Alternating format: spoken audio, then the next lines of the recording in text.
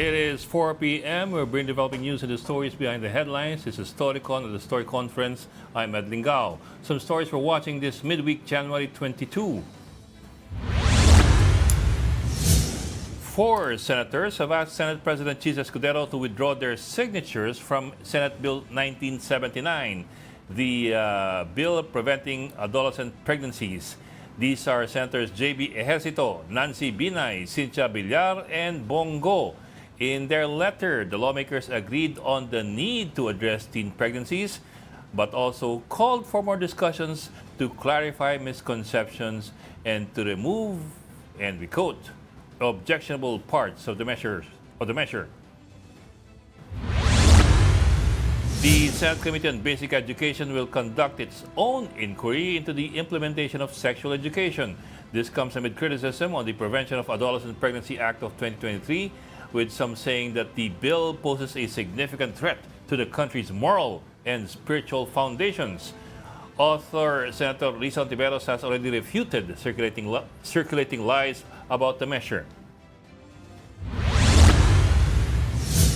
China has replaced its Coast Guard ship CCG-3304 with a smaller ship, CCG-3103, off the coast of Zambales on Tuesday.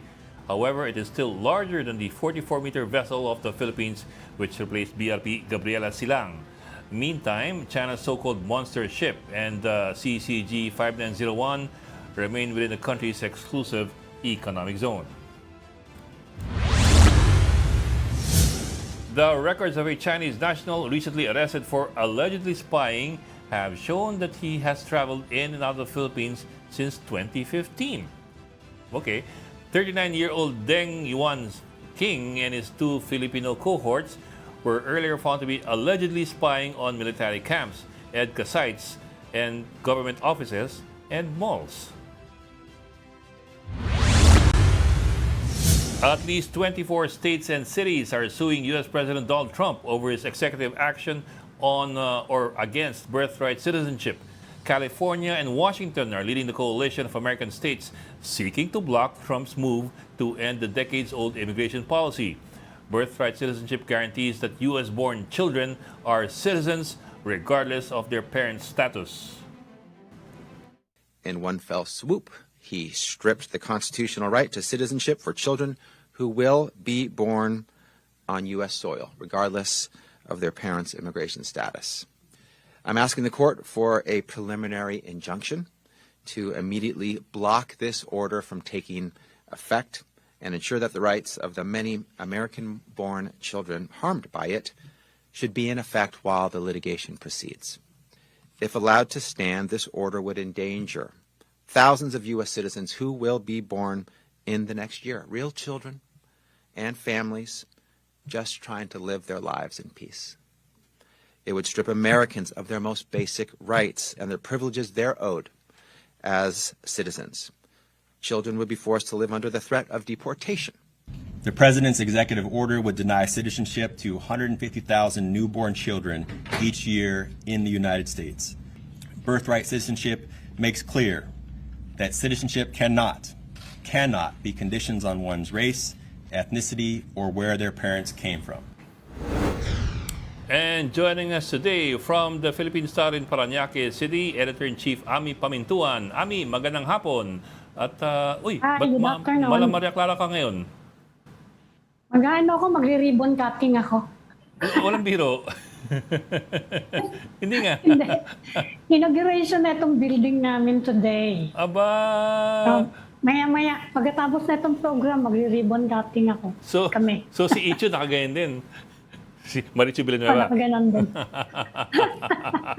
Okay, sige. Pilipiniana daw yung Pilipiniana daw yung motive ng di nakaganito. Okay, I will not inquire further. Teka, yung ating partner na si Tito Ronald Llamas, nagpapakabanal. Kung hinanap niyo po si Tito Ronald, kasama niya ngayon ang mga obispo ng Catholic Bishops Conference of the Philippines sa I think, Santa Rosa, Laguna ata Hindi ko lang alam bakit siya may hinahanda yata silang di ba? Yung, hindi ko alam kung mas action yun or anyway, Meron tayong iniintay na event by the end of the month, I think. Yeah, but I don't know exactly kung ano yung ano yung gagawin ni Ronald sa mga obispo, kung bakit siya ang committee ng mga to. medyo mahiwaga talaga ang taong to, no? biglang nagpapakabanal. Sa bagay, talaga pag makasalanan eh. So yun po, kung hinanap niyo po yung ating partner dito na madalas nating katabi, ano po siya ngayon kasama ng mga obispo at hindi ko lang alam kung briefing ang kanyang ginagawa o ano or a talk. So yun, kaban na kayo. So yun, what's your top story for the day? Binabantayan pa rin natin, of course, yung mga events as we expected. Katakot-takot siya first day pa lang, katakot-takot na yung legal challenges doon sa mga controversial orders ni President Donald Trump. Pero siguro siguradong gusto to ng mga Pilipino, nag-meeting kaagad yung Quad. No? The Quad, US, Japan, Australia, and India sa Washington with Marco Rubio, the incoming Secretary of State, at meron kagad silang statement against coercive action and pushing for a peaceful Indo-Pacific. Yan. Free and open Indo-Pacific. They expressed support for the rule of law, democracy, sovereignty, and territorial integrity. Kaya alam naman nating lahat kung sino yung pinatatamaan nun, At saka ayaw nila ng unilateral action to change the status quo using force or coercive action. Yan. Yan yung first day ni Marco Rubio as Secretary of State. Although, I mean, no surprises naman there kasi no state or no state or coalition would say we are against the rule of law. Pero yung mga words na yan yung ino-oppose ng China. Kasi ang feeling ng Beijing hinehem-in daw siya ng Quad. Anti-Quad yan, of course. You can understand, it's China. The Quad daw, per se, yung Quad, hindi gusto ng Beijing And, trying to hem in daw China. And of course, the statement against unilateral actions in the region. Reminder to our viewing public, China has always pushed for only bilateral. Gusto niya mag-uusap lang Pilipinas at China, hindi papasok ang ibang mga alyansa at kaalyado. Of course, to which we don't necessarily agree to dahil you're talking about big country talking to small country. Yes. Kaya pati yung ASEAN, hindi ba, yung mga statements, kapag affected yung China, hanggat maaari binablock nila At ginagamit nila yung mga kaalyado nila, Cambodia, yung mga close na close sa kanila within Southeast Asia. Yan ang ginagamit nilang pang-block ng ganyang klase. Kaya kung sakali mag-issue ng statement ng ASEAN, laging nawa-water down Yeah, because China has its own China has its own block in ASEAN, and ASEAN always works via consensus, as in complete consensus. If you don't get complete consensus, it doesn't push through. Kaya pupunta na lang tayo sa ibang yung mga sumusuporta naman doon sa posisyon natin in the West Philippine Sea and the Greater South China Sea, of course, and supporting our win in the arbitration court. Kaya isa dyan, yung Quad na nga. Quad.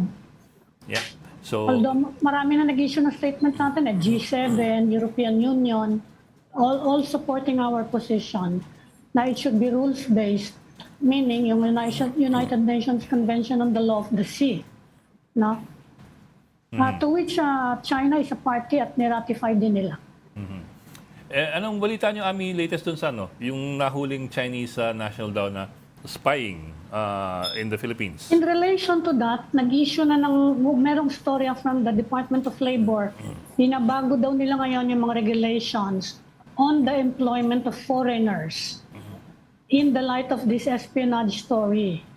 Although hindi nga natin malaman kung saan empleyado yung spy na yan, Hindi malinaw Hindi naman siya pwedeng self-employed, hindi naman siya nagtitinda niyang mga nakakuha sa kotse niya. Malam mo, binibenta nga niya.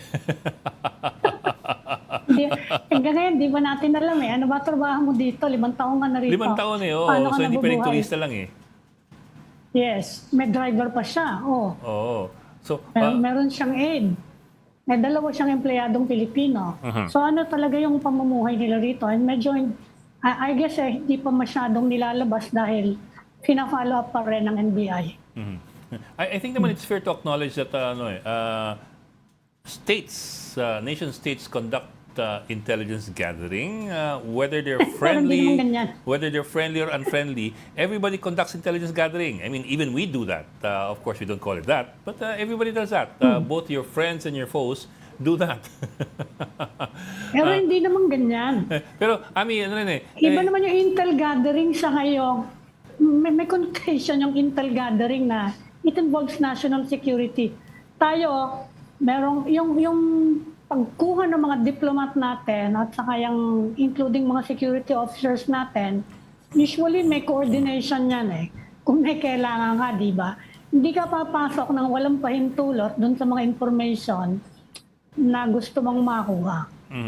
Pero Ami, my understanding of the equipment that was used and the data that was spoken about in the press conference of Bronner and the NBI was that the guy was doing supposedly LiDAR mapping, and he was collecting topographical coordinates. Kaya nga hindi naman ano ba trabaho niya? Kailangan malaman natin kung ano trabaho niya. Kung related dyan sa trabaho niya. But my Ano ba point is trabaho niya? my point is Surveyor ba siya? topographical coordinates are not state secrets eh. They're the shape of the land. Pwede mo naman kunin sa satellite, di ba? Bakit mo kinukuha dyan?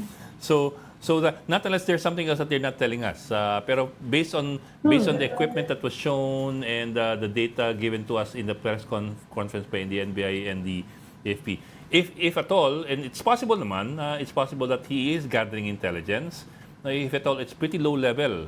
He doesn't. They have not indicated that he's gathering, for example, data, electronic data, or communications data. It does not seem so far that that's what he's getting, or state secrets. In other words, there is no indication yet from the press conference that we had that he was gathering state secrets. If at all, he was gathering what? Geographic geographic data. Ang mga state secret natin dito involves public funds. Iba yun. Hindi naman yun na state secret. Kaya hindi ko alam kung anong state secret makukuha mo dyan. I mean, if at all, he was probably low-level intel gatherer. He was not into... mas concerning kasi, for example, data gathering or eavesdropping on frequencies and communications and tapping into networks. That would be a bigger concern, if at all. So medyo ito... Basta hindi siya kapareho sa mga kasi binanggit mo na nga na most of the countries are conducting surveillance on each other. Kapag ganyan, usually ang makukuha mo dyan, sino ba yung mga sleeper nung kabila? Di ba? I don't think meron naman tayong ganon. Kasi, I was watching the press con I watched the press con replay. After General Bronner spoke about yung equipment that was confiscated and the data that was being collected by the Chinese national, a reporter, I think it was Eden Ayalin, asked him straight out, Sir, kung yan lang kinukuha niya, hindi ba available yan sa Google Earth at sa Google Maps? Oo nga, yun na nga. So, yun na nga. ang sabi ni General Bronner, and this I recall because it was I watched the recording. Sabi ni General Bronner, yeah, but there's other data that's not on Google Earth and Google Maps. Like for example, yung mga kotse naglalabas-masok. Tsaka yung mga entry-exit points, wala yun sa Google Maps. Actually, makukuha mo din yun Pero sabi nga, pwedeng gawin ng medyo delayed lang. Pwedeng gawin ng Blue Guard yan Oo, delayed. Tumayo ka na, magsigarilyo ka lang sa harapan ng ano mo. Ng bahay mo, kahit bahay na. But that's what I mean. So if at all, not unless there's other things that they haven't told us about yet, if at all, it seems to be pretty low level Kasi medyo seryoso yung charge na yun. That's a non-bailable offense. Because medyo it is national seryoso security. yun and you need some basis to accuse anyone of that. Kay foreigner, kay Pilipino. On the Baka other meron hand, nga silang hindi sinasabi. could be nga, could be. On the other hand, si Tito Ronald had a good point nung, when was that? Yesterday or the other day? He also had a good point the other day. Ang sabi ni Tito Ronald, ideally, if you uncover the identity of a spy, you don't pick him up kaagad and expose him. You use him first to find out who else he's talking to and who he's reporting to. So Baka nagawa na nila yun. so you capture more people. Well, that's what we will see in the next few months, if at all. Oo. Baka may ginagawa sila. Hindi sasabihin yan lahat sa syempre. Could be, If yeah. it's a real espionage case, siguradong napakaraming hindi sinasabi sa atin. Although sabi rin nila sa press con they uncovered him last month lang. December lang siya. December siya ng tiktikan. so the other day, present na siya. Pwede mo isang buwan na. But anyway, let's see. That's what we have to watch out for kung ano yung mangyayari doon. Anyway, so something about that. Oh, in Senate Bill 1979, in our headlines kanina, 4 senators said they are withdrawing their signatures on the committee report. That's, I think, was that JB? Teka, let me check again. Senator Villar, Senator Bongo. Yeah, Villar. Bongo, Abi si Binay. J.D. Persito, I think, and Abi, yes. Yeah. There you go. JB, At si Binay, si Abi Villar, Binay sa Bongo. mayor. Ay, sorry. Pero dinidepensa, Hindi pala Abi Binay. dinidepensahan din ni Sani Angara, ha? Yung CSE, sabi niya, pag-aaralan daw ng Department of Education kung pwedeng itigil yung comprehensive sexuality education. Sorry, Na, my apologies. yun na nga, Hindi pala Abi Binay, Nancy Binay pala. wrong sister. Nancy Binay, senator. Kapatid niya, mayor. Itong sabi nila sa kanilang statement, while we believe that the prevalence of adolescent pregnancy is an issue that must be urgently addressed, it is our position that further dialogues with stakeholders is essential in order to accurately dispel misconceptions and remove objectionable portions from the bill. Yun. Ay, Pero Tita Ami. hindi pa yan nga ginagawa ng Congress. Pinag-uusapan pa naman yung bill. Hindi pa naman pasado yun ang sinabi ni Chis Escudero eh. Still going through the legislative process. Yeah. At maghihintay pa yan ng counterpart version sa House. And then it will go to the bicameral conference. And then it will go to the President who might veto it kapag kahit anong ayaw niya doon, di ba? Total, marami naman nangyari sa bicameral conferences. So, Oo nga. doon na nag-aabangan. Teka, Ami, nawala yung video mo. Aayusin mo na rin yung video mo. So, we'll go into a break first. A quick break while they fix your video, and then we'll come back with our first guest for today. So, you're watching Storycon on One News. We will take a break. We'll be right back.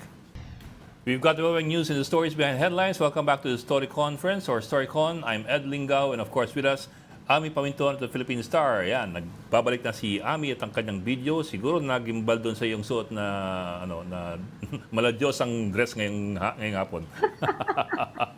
Pilipiniana. Okay, Pilipiniana. Okay, sige. Ami, let's now call in our first guest, UN Population Fund Assistant Country Representative, Jose Roy Ravena. He's also one of the Senate Bill's 1979 or SB 1979's proponents. Sir, magandang hapon and welcome to Storycon. Good afternoon, sir.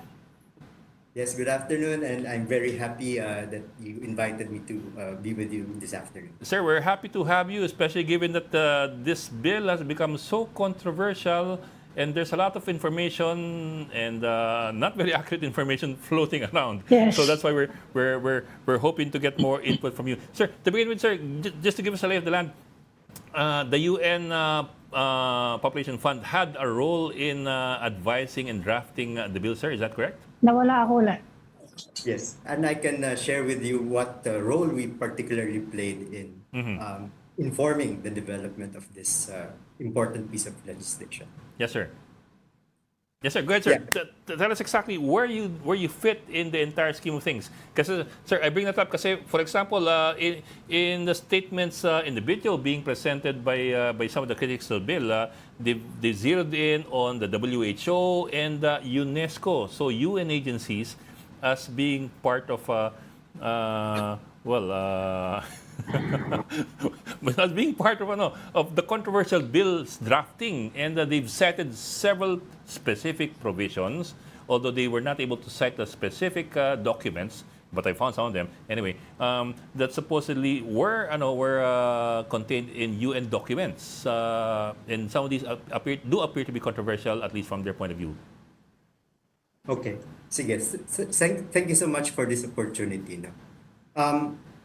This issue that we're discussing now is really, really critical for the country. Number one, we have, as the statistics will show, very high rates of teenage pregnancy. No? Yes, sir. So we see that a significant increase in births among young adolescents. No?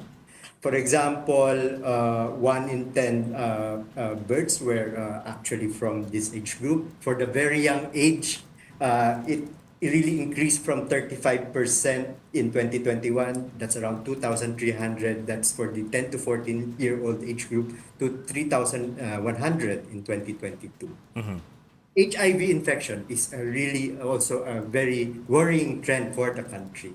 And among young people contributed 47% of these infections in terms of the increasing trend in the country. No? And you will be surprised, might be surprised to hear that only 1 out of 3 among youth age 15 to 24 have actually heard about the disease HIV and AIDS. No? Sir, Only 1 out of 3. 1 out of 3. Only 19% have correct comprehensive knowledge on HIV AIDS. Would you believe that based on that last study, 52% of young people still have this misconception that they can get HIV/AIDS from eating the food of those who are also infected? Okay. Really alarming, no? And then also the issue of child exploitation and sexual abuse. So we have been supporting as UNFT Wala na naman yata ako. government in terms of addressing these challenges in terms of adolescent pregnancy prevention, HIV/AIDS infection, as well as child sexual exploitation and abuse. No, we actually have in the country already a very good legislative framework or instrument through the Responsible Parenthood and Reproductive Health Law. But as we know, this legislation didn't really focus on the issue of teen pregnancy, which was declared a national social emergency in 2019. And so what we are seeing is that this piece of legislation on teen pregnancy prevention is actually a good complement to the RPRH law. No? So in that regard, the role we played was really to provide evidence of what is working and what does not work with regard to addressing issues of adolescent pregnancy, HIV/AIDS, as well as sexual exploitation and abuse. No? So we have provided this evidence, and from that evidence, we see that comprehensive sexuality education is one of several interventions in a package of interventions that is critical to really bring the correct information, knowledge, and also induce the right attitudes and behaviors for young people. Yes, sir. No? Sir. Sir, if I may, sir, I think naman at least Ami and I, there's no need to convince us of the urgency of these things and the need to educate people. However, the critics of the bill have zeroed in on certain specific phrases. If I put it, phrases, for example, I think they object to the use of among other things, of the acronym CSC, Comprehensive Sexuality Education, based on international standards. Mukhang doon nag-freak out yung ibang grupo eh. And then they started picking on some standards abroad that would appear shocking to some Filipinos. For example, yung sinight po ni dating Chief Justice Sereno sa kanyang January 10 video, 0 to 4 years old childhood masturbation ang i-introduce na konsepto. Quite shocking nga po. But however, if you... Nawala na naman. I found the document din eh. If you look at the document, it's the WHO guidelines for Okay na. Europe by the WHO Regional Office for Europe.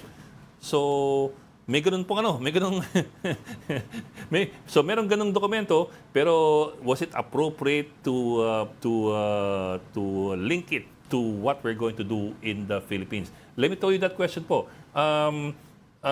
When we say international standards in the bill, exactly what are we looking at and what are we not looking at? Yeah. Well, yes. Comprehensive sexuality education is really about age-appropriate and culturally sensitive comprehensive sexuality education. No? So it's really about equipping adolescents with essential knowledge about sexual and reproductive health.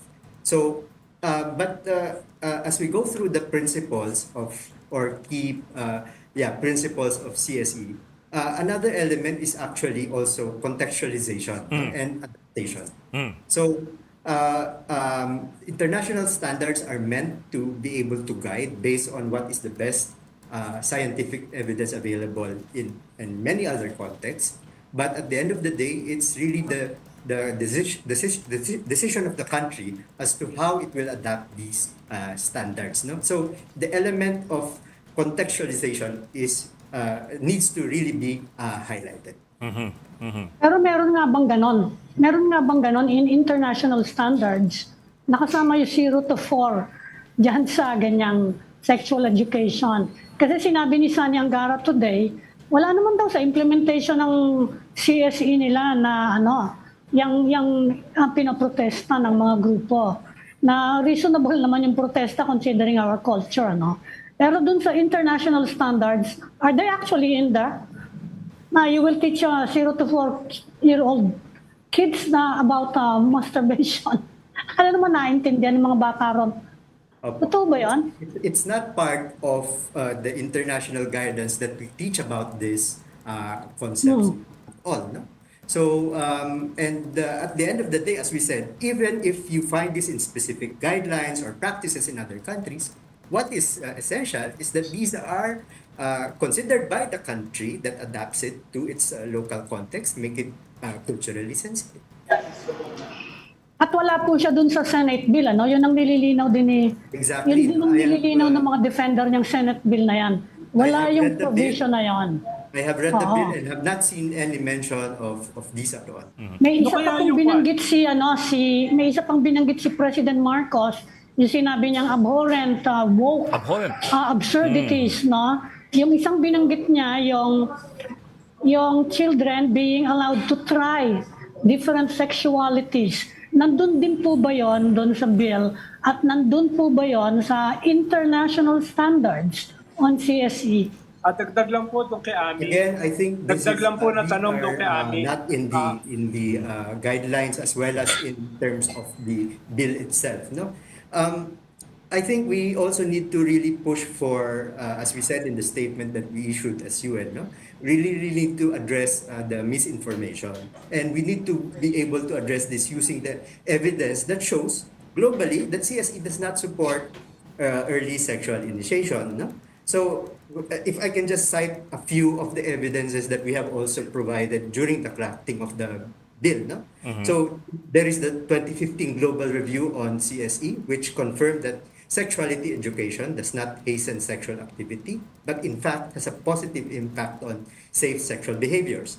There were, number two, there were 41, a review of 41 randomized controlled trials in countries like the US, Nigeria, Mexico, which confirm that CSE prevents unintended adolescent pregnancies. In Kenya, there was a study involving around 12,000 students, no? 6,000 who were exposed to sexuality education and another 6,000 who did not receive sexuality education. And we were not surprised to see that those who were exposed to sexuality education had delayed sexual initiation. So these are what we need to be able to, these are the instruments that we use, no, in trying to also battle against the misinformation that we're hearing about. Pakilala ko Are lang you po si, saying si that, Tito Ronald Llamas joining us via Zoom all the way from Santa Rosa, Laguna ba yan? Kung saan siya kasama ng mga kaparihan. Tito Ronald Llamas. Nagdadasal, oo, nagdadasal. I'm by myself looking at the kawalan. No? Ba't kawalan? I feel so woke. Okay. Ikaw lang yun. Ikaw lang yung walk. So awoke. No? Tatanong ko lang po, sa tingin nyo ba ay victim ng disinformation si President Bongbong Marcos? Dahil marami sa sinabi niya ay wala sa bill. Opo, and he said he read the bill. Oo, pero sabi niya, nabasa niya. Ano kaya yung nabasa niya from your vantage point?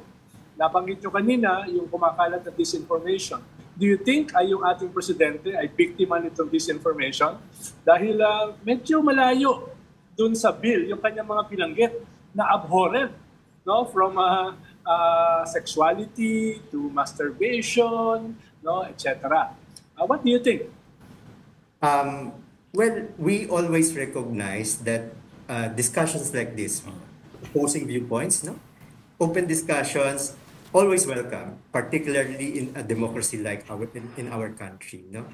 And but at the end of the day, and this is really our hope, that our policymakers will base their arguments and decisions on the best available scientific evidence.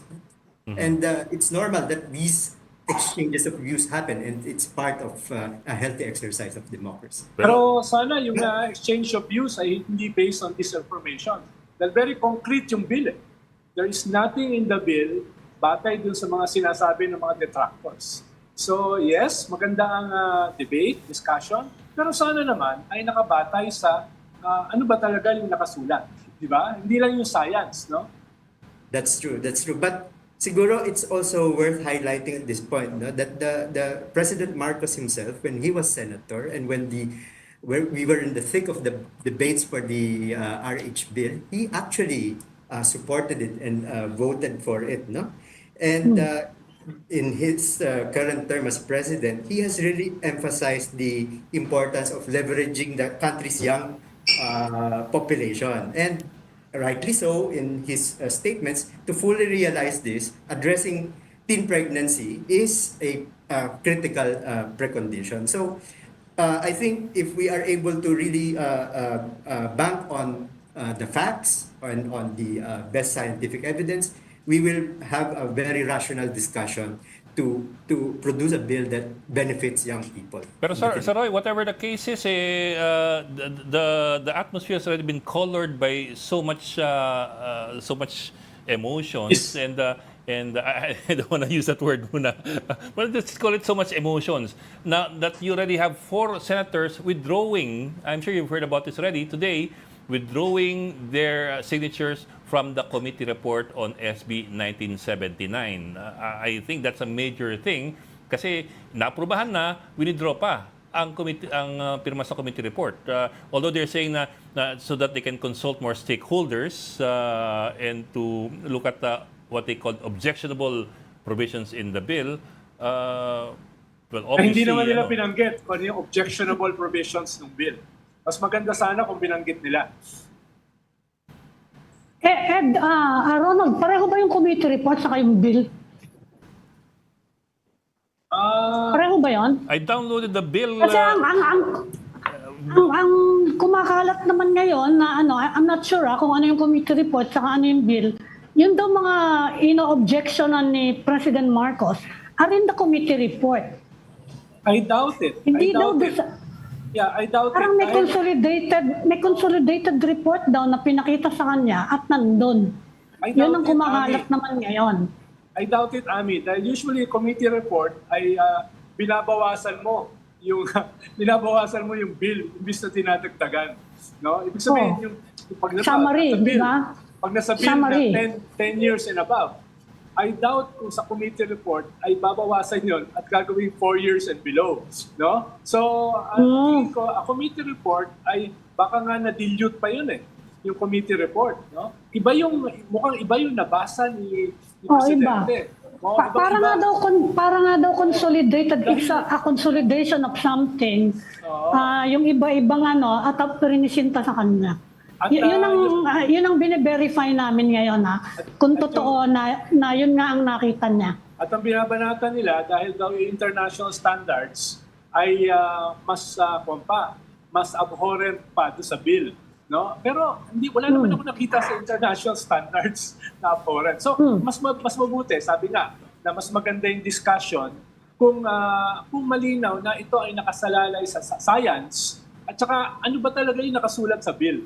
No? Dahil yung pinag-uusapan ngayon, yung binabanat, mukhang disinformation talaga.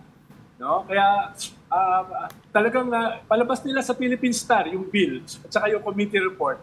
Duda ako. Ang gulo nga. Hindi nga namin alam kung committee report o consolidated report o ano. Pero Mr. Roy, you can say definitively ngayon na wala sa bill. You know naman kung ano yung dalawang issues na binanggit ni President Marcos na woke absurdities daw.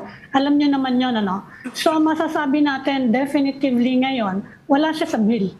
It's not in the bill, but I think the dialogues that the four senators are calling for, the four senators who withdrew are calling for, I think we should support that, no? We should support dialogues among a broader stakeholders, including parents, no? And I think that's one of the key features of the bill, no? The engagement of the community and parents that we need to be able to strengthen.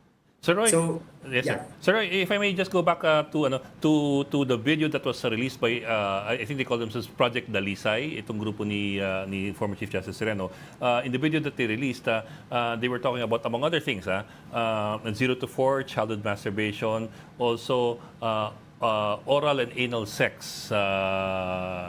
Although they showed the text, but they did not say where they were able to derive the text from. Yung 0 to 4, I found that nga sa WHO guidelines for Europe. But the second one about the oral and anal sex, I don't know where they got that from.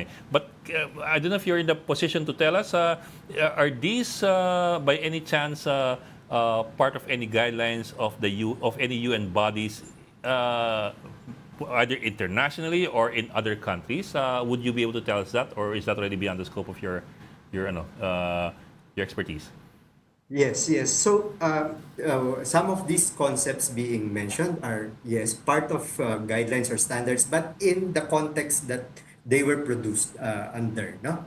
But as far as we're concerned, it's the International Technical Guidance on CSE that we are actually, in a way, advising for member states whom we provide support to in terms of guidance. Yeah. And but these concepts are, again, needs to be contextualized. They are not meant to be prescribed for each country, hook, line, and sinker. No, so they need to be contextualized based on what the country believes to be culturally sensitive and relevant for their population. The International Technical Guidance, I found that on your website. So it's available publicly. People can download that and peruse for themselves whether or not these allegations or assertions really are there. It's easy to download. You can check the pages. It's easy to read.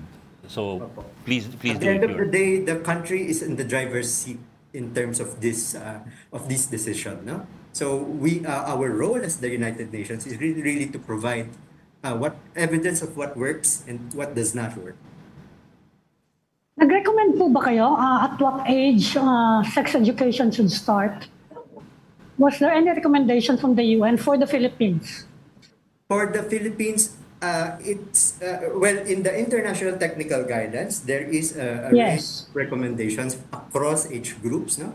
But we know the Department of Education, when it adapted the standards, they set it for the K-12 curriculum, but in a way that's incremental, no? So concepts build upon each other based on the age and development level for that particular group, no? For kinder, you've heard this already being mentioned, no? For kinder, it's about the basic anatomy, difference between a male and female body parts. In grades 1 to 3, it's about caring for genital hygiene, for example. And these lessons, of course, become more complex.